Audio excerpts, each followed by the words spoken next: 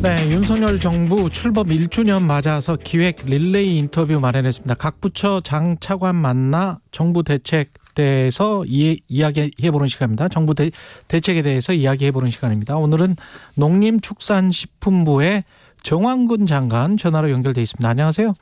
예, 안녕하세요. 예, 장관님, 양곡관리법이 지금 농림축산식품부의 가장 큰 이슈죠? 이슈였죠. 아, 이슈였습니까? 예. 끝났습니까? 정리가 됐습니까? 근데 사후 조치까지 남아있기 때문에. 예. 아직은 연말까지는 쭉 가야 될 것 같습니다. 예. 대통령이 이제 이거는 거부권을 행사했던 사안이잖아요. 네네. 장관님 보시기에는 거부권 행사는 잘한 겁니까? 당연히 할 수밖에 없었죠. 거부권이라기보다는 이제 예. 제 의혹인데. 예. 이게 이제 워낙 이게 여야 간에 사실 충분한 협의도 없고 정부하고도 협의가 없이 일방적으로 밀어붙인 법안이었기 때문에 예. 그 부작용이 너무 클 거라고 이제 정부하고 여당에서 봤거든요. 예. 그래서 제 의혹을 한 거고, 그래서 이제 일단 최종 폐기됐죠, 법적으로. 예. 예. 정부가 생각하는 부작용은 뭐였습니까? 그러니까 이제 기본적으로 전문 연구기관 분석도 그렇고 상식적으로 봐도 그렇고, 이게 이제 골자가 뭐냐면은 남는 쌀을 정부가 강제적으로 매입해라. 지금은 이제 재량 행위로 해왔는데 그동안. 예. 이거를 아예 일정 요건이 충족이 되면 남는 쌀 전량을 정부가 강제로 매입해라 하는 그런 법입니다. 근데 그렇게 되면 가뜩이나 지금 벼농사가 일선 우리 농업 현장에서는 이제 고령화돼 있고 기계화가 돼 있고 하기 때문에 예. 벼농사 쪽으로 사실은 이제 농업인들이 가장 선호하는 작목이거든요. 예. 근데 이제 정부가 남는 쌀을 강제로 매입을 해준다고 하는 얘기는 판로 걱정 없다는 얘기 아니겠어요? 그러니까 이제 최대한 벼 쪽으로 면적이 더 늘어나거나 아니면 줄어들어야 될 면적이 덜 줄어들게 되겠죠. 그렇게 되면 지금도 매년 20만 톤 정도 남아도는 이게 과잉 기조인데 예. 이게 더 심화된다. 그래서 농촌경제연구원 분석으로는 2030년이 되면 지금보다 한 3배 정도 63만 톤 정도 초과 생산될 거다. 예. 그렇게 되면 또 하나 문제가 우리 농업인들이 처음에는 찬성했다가 나중에 반대로 많이 돌아섰는데 정부가 이렇게 매입하면 쌀값이 어느 정도 지지가 될 걸로 생각했는데 전문가들 분석해 보니까 가격이 오히려 10% 정도 떨어진다는 거거든요. 그러니까 농업인한테도 도움 안 되고 또 그 초과되는 물량을 정부가 매년 평균 1조 원인데 이게 지속적으로 늘어나서 2030년이면 약 1조 4천억 대까지 늘어나게 돼 있어요. 예. 그러니까 굳이 과잉을 심화시키지 않으면은 안 써도 될 돈을 이렇게 많이 쓰게 되면 예. 우리가 농업 분야에 써야 될 게 너무 많거든요. 청년농을 포함해서. 그러니까 그런 쪽으로 지금 투입할 예산에 문제가 생긴다. 그리고 또 하나는 남는 쌀을 이렇게 더 재배하도록 하는 것보다는 여러 가지 조건을 정부가 지원책을 강구해서 밀이라든가 콩이라든가 어차피 해외에서 우리가 많이 의존하고 있는 품목을 생산을 늘려야 예. 지금 식량 안보 문제가 대두되고 있는 시기인데 식량 자급률도 높일 수 있다. 그리고 또 하나는 우리 벼재배 농업인들 판매 기준으로는 약 16% 17% 되거든요. 예. 전체 농산물 매출액에. 예. 그럼 나머지 83, 4%는 축산을 하거나 원예를 하거나 다른 작목을 하고 있잖아요. 그분들은 그러면 이 형평성 문제가 있는 거죠. 쌀만 이렇게 특별히 대우할 필요가 있느냐. 우리 거는 왜 안 사주냐? 물론이죠. 왜냐하면 예. 지금 한우도 가격이 폭락할 수 있고 양봉도 당장 문제가 되고 있고 양파, 마늘 품목별로 보면 농산물이라는 게 100여 가지 이상 되잖아요. 예. 그러니까 이제 그런 농민들은 또 오히려 이건 형평성 문제가 있다. 그래서 종합적으로 정부가 이렇게 하지 말고 정부가 어차피 재량 행위지만 우리는 쌀은 이제 식량 안보 차원에서 유지를 해야 되기 때문에 정책적으로 지금 현재처럼 재량껏 사겠다.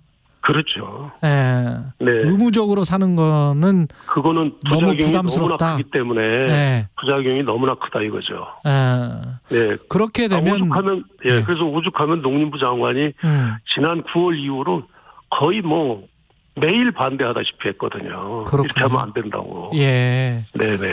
그러면 이게 지금 재량껏 사겠다고 하면 그러면 쌀농사 짓는 농민들은 어떻게 반응하나요? 지금처럼 하겠다고 하면. 그래서 이제 농업인들 저희가 여러 차례 만나고 농민단체들 이번에 우리 농민단체가 약 60여 개 됩니다. 예. 근데 처음에는 이분들이 대부분 이제 양곡관리법 개정안대로 가면 오히려 도움이 될 걸로 생각하고 찬성하는 분위기였는데 그 농촌경제연구원의 분석 결과 그다음에 정부가 지속적으로 이분들을 만나고 또 현장 가서 농민들 만나고 설명하면서 많이 돌아섰어요. 이거 안 되겠구나. 그래서 40여 개 단체가 이 법 이대로 가면 안 된다. 이거 재고해야 된다. 이렇게 성명서도 내고 그랬거든요. 그러면 지금 말씀하시는 대로 단기적으로 장기적으로 쌀 농사가 조금씩 줄어들면서 다른 작물로 지금 바꿔주는 게 그래서 산업을 좀 이전시켜주는 게 지금 정부의 생각인 거잖아요. 그렇죠. 그러니까 우리 아까 최 기자님께서 말씀하셨지만 그럼 농민들이 원하는 게 뭐냐. 두 가지입니다. 쌀값을 적정선에 좀 유지시켜 달라는 게 하나고 그다음에 또 하나는 이게 수확기 때 풍작이 해마다 이 농산물은 풍흉이 있잖아요. 근데 많이 생산될 때는 적기에 선제적으로 좀 격리 조치를 해달라는 두 가지입니다. 그러니까 21년에 이런 조치가 늦었어요, 당시에. 그래서 오늘날 이 양곡관리법 개정 이게 대두가 된 건데요. 그래서 이제 정부도 재량 행위로 하되 우리 농업인들이 원하는 거 저희도 당연히 그걸 해야 된다고 봐요. 그래서 우리가 이제 제의 요구를 하면서 대통령께서 그때 지시한 게 그럼 농업인들한테 쌀을 어떻게 끌고 갈 건지 이걸 좀 제시를 해줘라. 그래서 우리가 민당정 간담회도 열고 뭐 이러면서 크게 두 가지를 제시를 했죠. 하나는 농업인들이 제일 원하는 게 적정한 쌀 가격이거든요. 그래서 그 가격이 저희들이 지금 조사를 해보고 뭐 대화를 나눠보고 해본 거 전문가들하고 대화해본 거는 수확기는 10월부터 12월까지 수확기라고 그러거든요. 쌀이 일거에 나오는 시기인데 그 시기에 그 80kg 기준으로 20만 원 정도 이 정도를 적정하는 가격으로 대부분 보고 있어요. 그래서 이 정도를 우리가 달성하는 그 수준으로 보고 정책적인 의지를 가지고 대처를 해서 20만 원 수준이 유지되도록 하겠다 이렇게 약속을 했고요. 또 하나는 수확기에 쌀이 아주 과잉 상태가 되면 작년에 우리가 선제적으로 90만 톤을 격리하면서 쭉 떨어지던 쌀값을 17% 이렇게 올렸거든요. 그런 조치를 하겠다 이렇게 발표를 한 겁니다.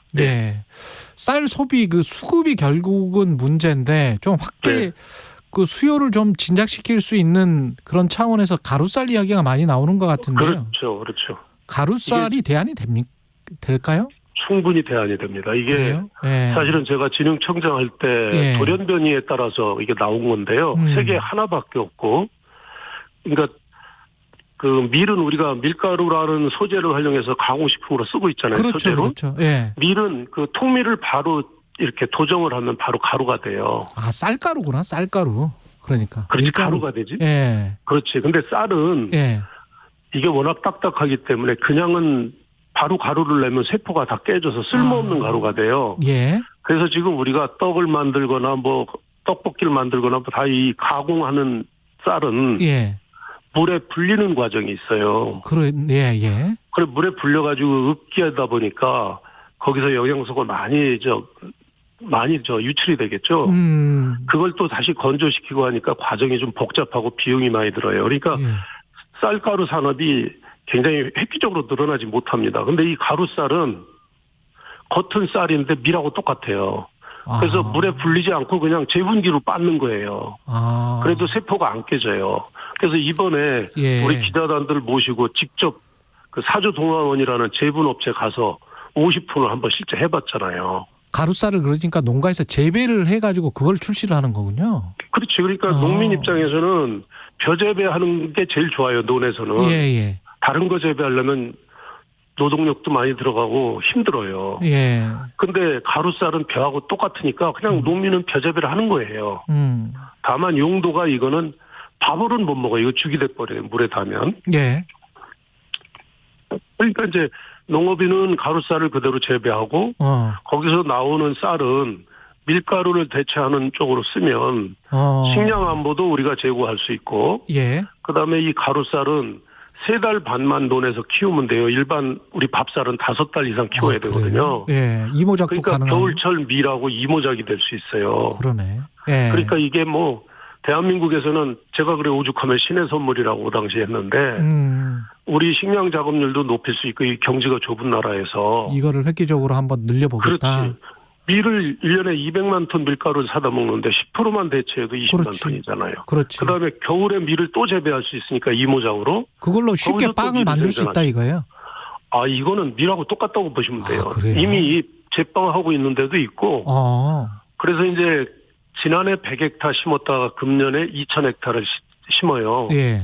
38개 단지가 아예 구성이 돼 있고 그러면 20배 늘어난 거잖아요. 예. 근데 실제 해보니까 금년에 2200헥타까지 는다는데 22배가 느는데 예. 만약에 금년에 국내 유수의 기업들이 지금 전부 들어와서 소위 제품 개발, 레시피 개발을 하고 있거든요. 예. 이게 효과가 있다고 이게 기업체들이 이제 수요가 우리 이거 좋다. 이렇게만 되면 내년에는 식품회사에 20배 늘리면 내년에 4만 헥타도 재배할 수 있는 거예요. 그러면 쌀 문제 진짜 해소될 수 있습니다. 그러면 대량으로 좀 공급을 할 수가 있겠네. 예. 그럼요. 그래서 지금 알겠습니다. 대부분의 식품 기업들이 지금 들어와 같이 지금 연구를 하고 있습니다. 장관님, 그러니까 시간이 다 끝났어요.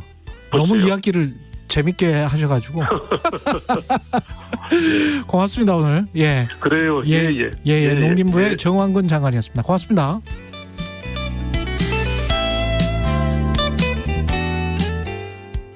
회사의 가장 중요한 게 함께 일할 사람인데 든든한 인재도 구하고 회사 운영도 함께 고민해야죠. 사장님, 아직